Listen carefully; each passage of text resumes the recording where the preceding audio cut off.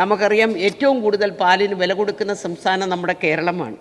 ഇപ്പോൾ നമുക്കറിയാം കഴിഞ്ഞ കണക്കുകളെടുത്ത് പരിശോധിച്ച് കഴിഞ്ഞാൽ തമിഴ്നാട് 1 ലിറ്റർ പാലിന് 34.72 രൂപയാണ് അവർ കൊടുക്കുന്നത്.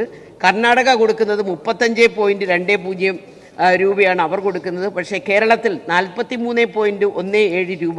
ഇന്ത്യയിലെ ഏറ്റവും കൂടുതൽ പാലിന് വില കൊടുക്കുന്ന സംസ്ഥാനം എന്ന ഖ്യാതി കൂടി നമ്മുടെ കേരളത്തിനുണ്ട് എന്നുള്ളത് ഞാൻ ഈ അവസരത്തിൽ പറയുകയാണ്.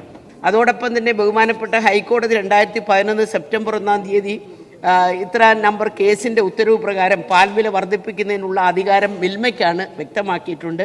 അയൽ സംസ്ഥാനങ്ങളിലെ പാൽ അധികമായിട്ടുള്ള സാഹചര്യത്തിൽ അവിടുന്ന് ധാരാളം പാല് കുറഞ്ഞ നിരക്കിൽ നമ്മുടെ സംസ്ഥാനത്ത് എത്തിച്ചുകൊണ്ടിരിക്കുകയാണ്. സംസ്ഥാനത്ത് ക്ഷീരവിപണിക്ക് ഭീഷണിയാക്കുന്നതിനുള്ള സാധ്യതകൾ കണ്ടുകൊണ്ട് പാൽ വില വർധനവ് സംബന്ധിച്ച് രൂപീകരിച്ച 5 അംഗ കമ്മിറ്റിയുടെ റിപ്പോർട്ട് കണക്കിലെടുത്തുകൊണ്ടും ഈ കമ്മിറ്റിയുടെ ശുപാർശ പ്രകാരം ക്ഷീര കർഷകർക്ക് പ്രയോജനകരമായ രീതിയിലുള്ള പാൽ വില വർധനവ് നടപ്പിലാക്കുവാനുള്ള നടപടികൾ മിൽമ അധികം വൈകാതെ സ്വീകരിക്കുന്നതാണ്.